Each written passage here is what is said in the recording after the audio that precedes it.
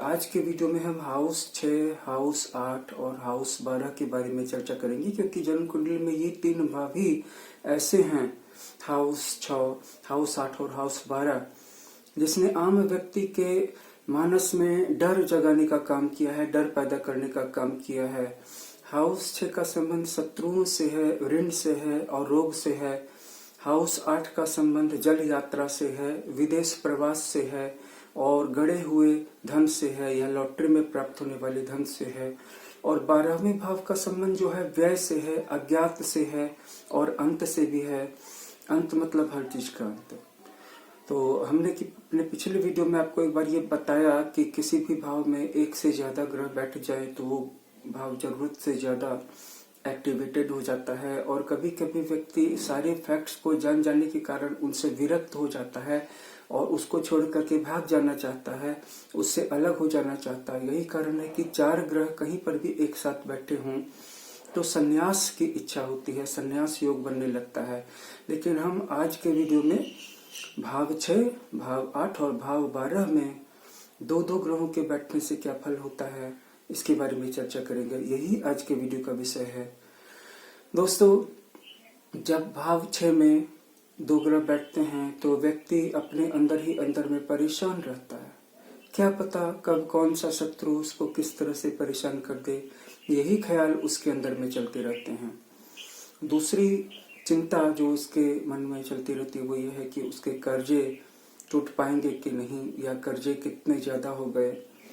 ये जरूरत से ज्यादा चिंता पैदा उसके अंदर में हो जाती है। और तीसरी जो चिंता होती है वह अपने ऊपर शक करता है कि कहीं उसको कोई बड़ी बीमारी तो नहीं हो गई है, और वह न्यूज़पेपर में या टीवी में या इंटरनेट पर कहीं पर भी किसी भी बीमारी का कोई सिम्टम पढ़ लेता है और अपने अंदर में उसी बीमारी की कल्पना करने लगता है और रात दिन उसका डर में ही गुजरता है, चाहे वो शत्रुओं का डर हो, चाहे वो कर्जों का डर हो, चाहे बीमारी का डर हो। डर अलग चीज है, संदेह अलग चीज है। डर संदेह से आगे की चीज है। संदेह की बात हम नहीं कर रहे हैं। अब हम आते हैं भाव 8 पर।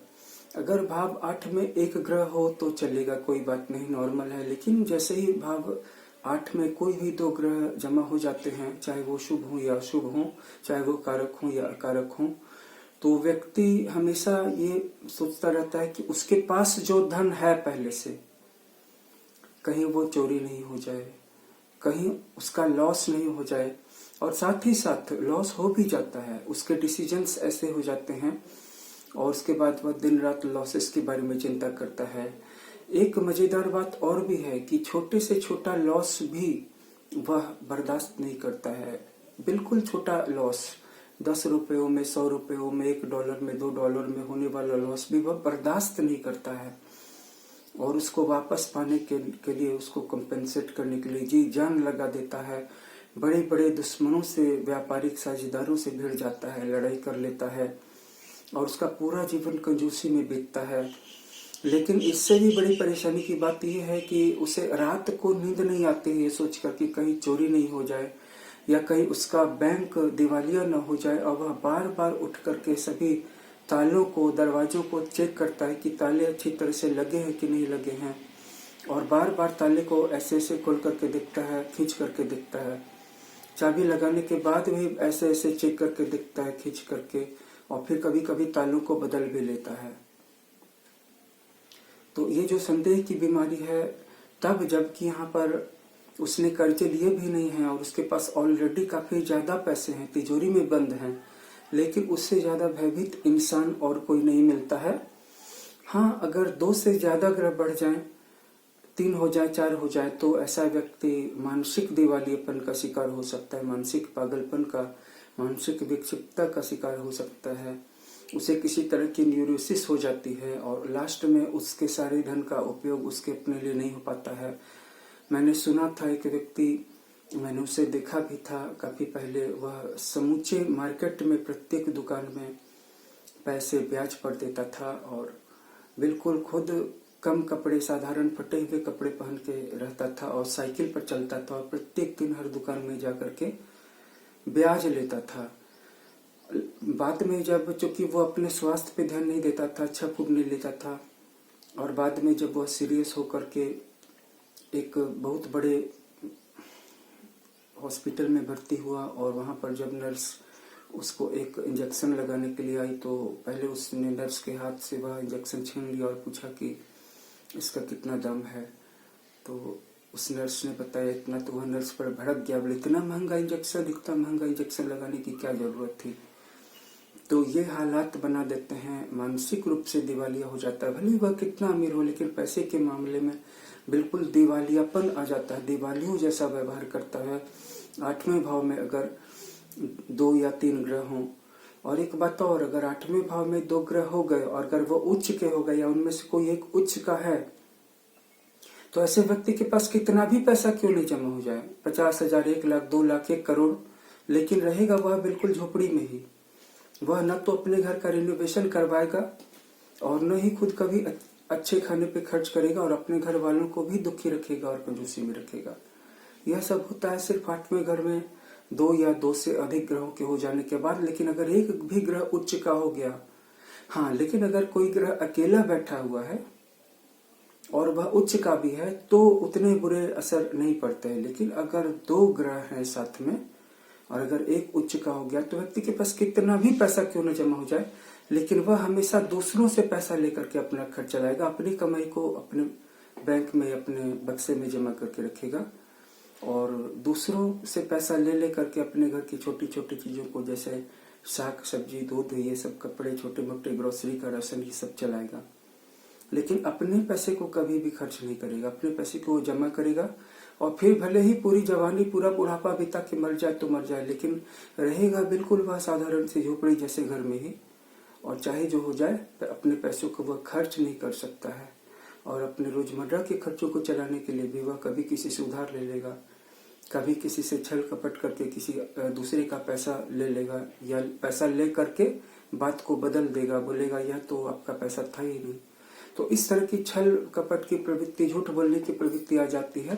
अब हम आते हैं 12वें भाव पर। अगर 12वें भाव में 2 ग्रह हैं या 2 से ज्यादा हैं, कम से कम कोई भी 2 ग्रह मौजूद हैं, इससे फर्क नहीं पड़ता है कि वो कौन से ग्रह हैं, उसके लिए अनुकूल हैं, प्रतिकूल हैं, कारक हैं, अकारक हैं, मित्र हैं, शत्रु हैं, शुभ ग्रह हैं, पाप ग्रह, कोई फर्क नहीं पड़ता।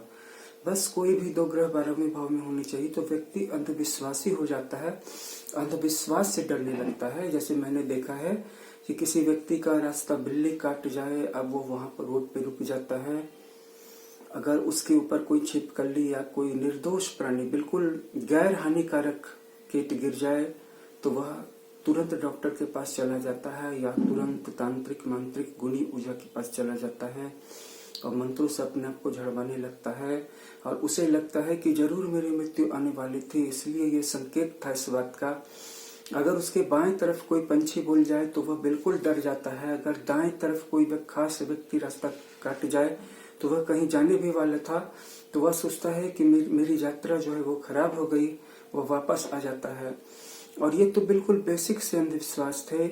उसके अंधविश्वासों की कोई लिमिट नहीं होती जिनसे कि उसको डर लगता है। 12वें भाव में बैठे हुए 2 ग्रह अंधविश्वासों के, विश्वास के मामले में व्यक्ति को पागल सा बना देते हैं, विक्षिप्त सा बना देते हैं।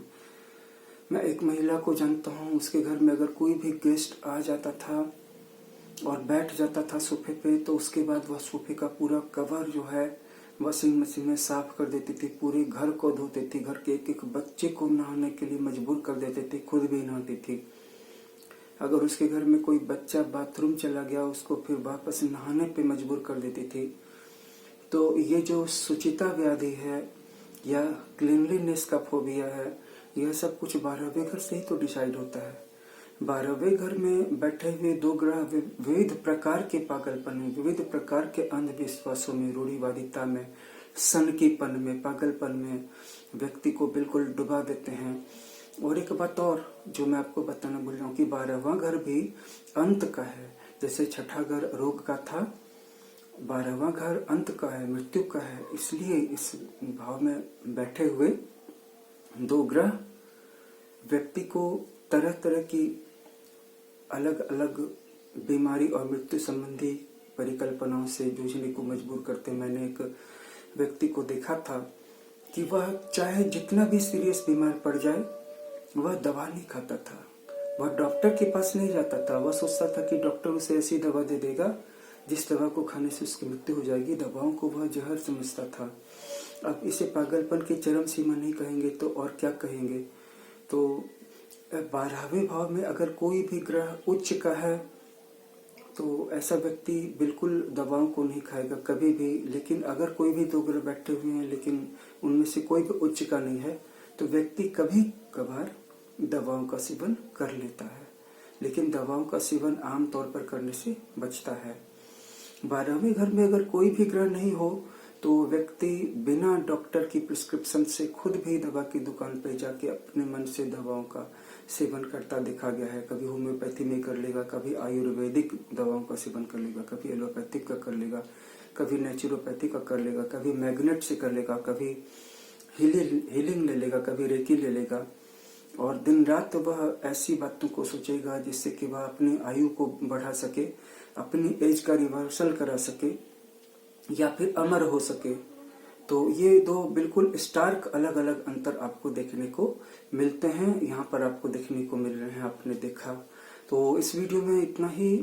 बताने को तो बहुत कुछ है, लेकिन जैसे जैसे हम अपनी रिसर्च को लाते जाएंगे आपको और भी सारी जानकारियां अपडेट करते जाएंगे। चैनल से जुड़े रहिए। धन्यवाद।